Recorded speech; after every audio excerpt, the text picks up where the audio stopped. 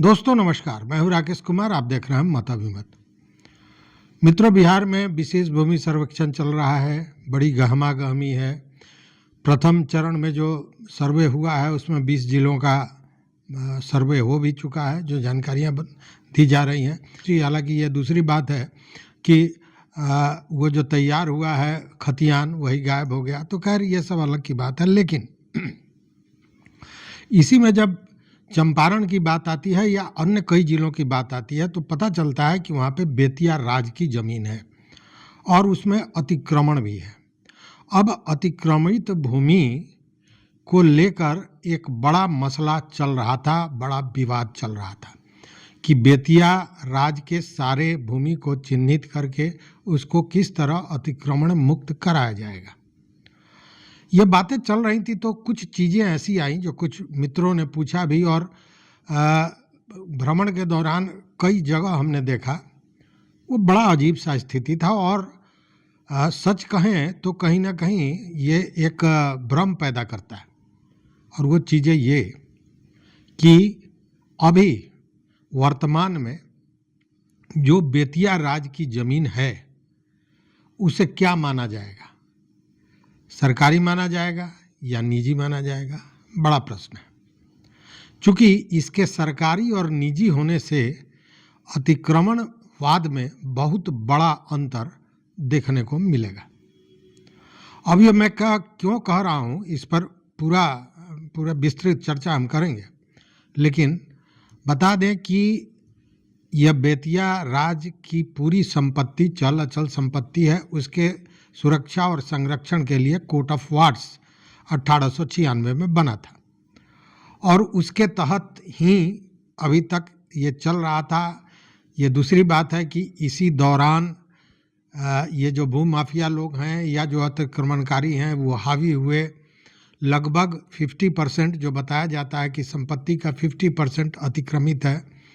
कुछ चीज़ें सरकार ने अपने पास रखी हैं, जैसे जो भी उसके राजस्व के कार्यालय थे उसमें आज के दिन में बिहार सरकार के राजस्व के कार्यालय चल रहे हैं और राजस्व विभाग के तहत ही, मतलब राजस्व परिषद के तहत ही ये कोर्ट ऑफ वार्ड्स आता है। अभी राजस्व परिषद के जो अध्यक्ष सदस्य हैं वो हैं के पाठक साहब। अब के पाठक आए तो तमाम तरह की बातें होने लगी। लोगों को हुआ कि शायद इस बार अतिक्रमण मुक्त हो जाए। लेकिन आज हम कुछ दूसरी बात कर रहे हैं। हालांकि ये जो बात कर रहे हैं तो आप याद कीजिए कि एक मेडिकल कॉलेज का मामला पटना हाई कोर्ट में गया था, जिसमें ये कहा गया था कि ये जो ज़मीन है ये बेतिया राज की है। इस पर सुनवाई हुई थी, पक्ष विपक्ष दोनों ने अपनी बातें रखी थी।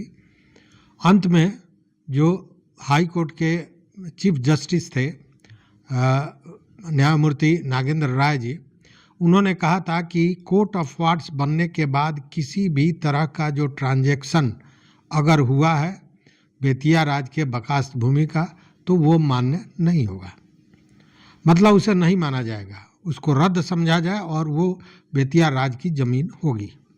इस मामले ने कुछ चीज़ें तो स्पष्ट की, लेकिन वर्तमान में जो स्थिति है वो भ्रम की स्थिति बनी हुई है। जब इसी क्रम में ये अतिक्रमणकारी लोग हैं उन लोगों का भी माइंडसेट जब टटोलने का कोशिश किया गया तो कई लोगों ने कहा कि तो 12 ही वर्ष होना चाहिए, हम लोग तो 50 वर्ष से हैं। किसी ने कहा हम 40 वर्ष से हैं। तो ये 12 वर्ष का मामला क्या है? दूसरे किसी ने कहा कि 12 वर्ष की कौन छोड़िए, हम लोग तो 30 वर्ष से ज़्यादा से हैं। तो ये कौन सा मामला है, ये समझने वाली बात है। देखिए, निजी ज़मीन को लेकर कुछ कानून है और एक कानून में ये कहा जा रहा है कि अगर किसी के निजी ज़मीन पर किसी दूसरे ने कब्जा कर रखा है, उस पर घर बना लिया है, उस पर कारोबार कर रहा है, तो वो ज़मीन की मलकियत उसकी हो जाएगी जिसने कब्जा किया है। लेकिन शर्त यह है कि इस 12 वर्ष में ज़मीन वाले ने कोई आपत्ति जताई कि नहीं। अगर आपत्ति जताई तो फिर यह मामला कोर्ट का है और अगर किसी ने आपत्ति जताई ही नहीं, किसी ने किसी भी स्तर पर राजस्व में या थाने में या न्यायालय में इसको लेकर कोई बात नहीं कही, अपनी मलकियत की चर्चा नहीं की, तब तो कोई बात नहीं है। लेकिन अगर की तो फिर मामला कोर्ट का है, उस पर लड़ाई होगी और फिर जिसका जमीन होगा उसको होगा। दूसरी ओर एक मामला यह भी है कि अगर 30 वर्षों तक लगातार आप जमीन पर बने रहते हैं, काबिज रहते हैं, तो जमीन आपकी होगी। यह सरकारी जमीन को लेकर है। यह 12 वर्ष की बात जो मैंने कही वो सरकारी जमीन के लिए लागू नहीं होता है। सरकारी जमीन के लिए लागू होता है जो 30 वर्षों तक किसी ने सरकारी जमीन पर कब्जा कर रखा है, उसने घर बना लिया है, कोई कारोबार कर रहा है, तो वो जमीन उसकी होगी। और यहीं पे कन्फ्यूजन पैदा होता है। कुछ लोग मानते हैं कि यह सरकारी नहीं है, सरकार जब इसका अधिग्रहण करेगी तब यह सरकारी होगा, अभी तो ये निजी है, बेतिया राज की ज़मीन है और हम लोगों ने 12 वर्ष से ज़्यादा समय से हम यहाँ रह रहे हैं। कुछ लोगों का कहना है कि अगर सरकारी भी है तो क्या हुआ, इसलिए कि हम 30 वर्ष से ज़्यादा रह रहे हैं। और इस भ्रम का सबसे बड़ा कारण ये है कि इन लोगों को ये पता ही नहीं है कि हाई कोर्ट ने किस तरह का फैसला सुनाया था। हाई कोर्ट ने कहा था कि कोर्ट ऑफ वार्ड्स के गठन के बाद से कोई भी किसी भी तरह का ट्रांजैक्शन, चाहे वो बेतिया राज के मैनेजर ने किया हो या किसी अन्य ने किया हो, वह मान्य नहीं होगा और उसे रद्द माना जाएगा, वो बेतिया राज की जमीन होगी। उस स्थिति में ये जो 30 वर्ष के नियम की बात आप कर रहे हैं वो तो समाप्त हो गया, इसलिए कि बेतिया राज और मेडिकल कॉलेज की जो लड़ाई हुई थी उसमें बजाबते हाई कोर्ट ने यह डिसीजन दिया था।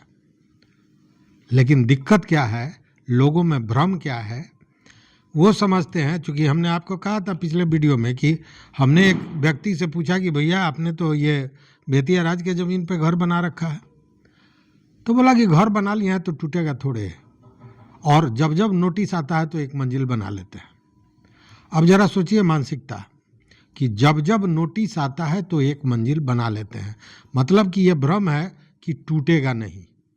तो आपको बता दें कि कहीं भी रोड बन रहा हो, हमने इसीलिए कहा कि जब कोई एनएच बनता है तो आप देखिएगा क्या होता है, दोनों किनारे में देखिएगा कि अगर मकान नज़दीक है तो उसको कोई आधा टूटा हुआ है, कोई पूरा टूटा हुआ है, वो क्या होता है, वो ऐसा नहीं होता है कि सड़क के बगल में गाड़ी चलेगी और उसके हवा से वो घर हिल जाएगा इसलिए तोड़ा जाता है। जी नहीं, एक्चुअली वो ज़मीन अतिक्रमित होता है और इसीलिए तोड़ा जाता है। इसलिए यह भ्रम कि हमारा घर नहीं तोड़ा जाएगा, इस पर बहुत ध्यान देने की ज़रूरत नहीं है, क्योंकि भ्रम है और ये धोखा में डालेगा। तो कहने का मतलब कि हाई कोर्ट ने स्पष्ट कह दिया कि वो ज़मीन बेतिया राज की होगी। अब ये जो कन्फ्यूजन है कि वह निजी ज़मीन मानी जाएगी या सरकारी ज़मीन मानी जाएगी, इसको लेकर लोग तमाम तरह के कयास लगा रहे हैं। किसी का कहना है 12 बरस से ज़्यादा से रह रहे हैं, कोई कहता है 30 बरस से ज़्यादा रह रहे हैं। उल्टे एक व्यक्ति ने तो यहाँ तक कह दिया कि हम लोग तो 30 बरस कौन कहे, 50-60 बरस से हैं, सो इसको हटाने का पहले तो मुआवजा देना पड़ेगा। अब ये सुनिए, मुआवजा देना पड़ेगा, जैसे ज़मीन उनकी रजिस्ट्री कराई हुई हो वैसे मुआवजा देना पड़ेगा। क्योंकि आप जानते हैं कि केवल जो बेतिया राज की ज़मीन है उस पर केवल भूमाफिया और अतिक्रमणकारी ही नहीं, उसके साथ साथ जो सरकारी विभाग है उसने भी घालमेल किया। घालमेल ये किया कि भूमाफियाओं के साथ मिल के गलत डॉक्यूमेंट बना के, गलत कागजात बना के उसकी रजिस्ट्री हुई, बजाबते उसके बाद कई ज़मीन की बताते हैं कि दाखिल खारिज तक हो गया है। तो ये सारी चीज़ें चल रही हैं, उसमें इन चीज़ों को निकालना और अतिक्रमण मुक्त कराना टेढ़ी खीर तो है, इसमें कहीं शक नहीं है। लेकिन स्पष्ट मान के चलिए कि ज़मीन वो सरकारी ही मानी जाएगी। इसलिए जो मेरी समझदारी है, मैं कानून की बात अभी नहीं कर रहा हूँ, मैं अपनी समझदारी की बात कर रहा हूँ, इसलिए कि 1896 में जब राजा और रानी दोनों नहीं रहे और उसके प्रबंधन के लिए, उसकी सुरक्षा के लिए, संरक्षण के लिए कोर्ट ऑफ वार्ड्स बना, तब से कोर्ट ऑफ वार्ड्स के ही तहत वो है। और चूंकि उस जमीन का, उस संपत्ति का कोई अब तक वारिस निकल कर नहीं आया सामने, कोर्ट ने भी कहीं कुछ तय नहीं किया है, इसलिए उस जमीन को सीधे निजी कह के अगर कोई चाहे जे कानूनी पचड़ा में लगा दे, मुझे नहीं लगता है कि इतना आसान होगा। लेकिन ये अधिग्रहण हो जाता है और उसके बाद, जैसा आपको याद होगा, वरिष्ठ पत्रकार चंद्रभूषण पांडे जी ने कहा भी था कि उन्होंने आशंका नहीं, लगभग उन्होंने स्पष्ट कहा कि जैसे ही ये पूरा हो जाएगा सर्वे, देखिएगा सरकार इसका अधिग्रहण कर लेगी। स्वाभाविक भी है, 125 बरस से जब कोई वारिस नहीं मिला तो अब वारिस मिलेगा। इसमें बहुत माथापच्ची करने की ज़रूरत नहीं है, क्योंकि 125 बरस बहुत होता है और इतने दिनों में आज तक कोई वारिस नहीं मिला, तो अब मिलेगा, इसकी तो कोई गारंटी नहीं है। और उस संपत्ति का बंदरबांट जो हो रहा है, सो आप देख रहे हैं, तो अगर सरकार संरक्षित करने के लिए इस तरह का कुछ सोचती है तो निश्चित रूप से सख्त होगी और यह काम भी होगा। इसीलिए ये भ्रम जो है दिमाग में अतिक्रमणकारियों के कि 12 बरस से हैं और 33 बरस से हैं, 30 बरस से हैं, 50 बरस से हैं, इन सारे चीज़ों को दिमाग से निकाल देने में होशियारी है। अन्यथा वो ज़मीन तो जाएगा ही, ज़मीन पर जो अट्टालिकाएँ बनाई गई हैं वो तो जाएगा ही, साथ में सरकार जब अट्टालिकाओं को तोड़ेगी तो उसको तोड़ने का भी खर्च लेगी, और यही प्रावधान भी है। और यही भ्रम है जिसके चलते बहुत से लोग जो अतिक्रमणकारी हैं वो मुगालते में हैं। हालांकि दाम, साम, दाम, दंड, वेद हर चीज़ का प्रयोग करने की व्यवस्था और कोशिश की जा रही है, लेकिन देखने वाली बात है कि इसको लेकर सरकार कितनी सख्त है। चूँकि पाठक जी हैं वो तो सुनेंगे नहीं, यह भी बात सही है, लेकिन इतने बड़ी संख्या में अतिक्रमण मुक्त कराना यह भी टेढ़ी खेर है। हालांकि शासन प्रशासन अगर चाह ले तो बहुत बड़ी बात नहीं मानी जाएगी। तो इस वीडियो में बस इतना ही। देखते रहिए मत अभिमत। मित्रों, चैनल पर अगर आप नए हैं और अभी तक आपने कोई इसे सब्सक्राइब नहीं किया तो ज़रूर कर लीजिए और अपने दोस्तों के साथ शेयर कीजिए। चूँकि मैं जो जानकारी देता हूँ या मैं जो वीडियो बनाता हूँ, निश्चित रूप से सारे लोगों के हक को लेकर और नॉलेज को लेकर, जानकारी को लेकर होती है। ऐसे एक और आवश्यक सूचना मैं दे दूं कि बहुत जल्द, मतलब रविवार से, हमारा एक और वीडियो का श्रृंखला आ रहा है, मत अभिमत अलौकिक अध्यात्म। बहुत सी चीज़ें ऐसी हैं, अलौकिक हैं, जो हमारे शास्त्रों से आई हैं, जो विज्ञान भी उसे पूरी तरह मान्यता देता है, जो हमारे जीवन को, हमारे पूरे जीवन प्रक्रिया को बदल सकता है, हमें सुख समृद्धि प्रदान कर सकता है। इन सारे चीज़ों पर भी हमारी एक श्रृंखला आ रही है, मत अभिमत अलौकिक अध्यात्म। और मैं आशा करता हूँ कि उसको भी आपका प्यार और सहयोग मिलेगा। बहुत बहुत धन्यवाद, बहुत बहुत धन्यवाद।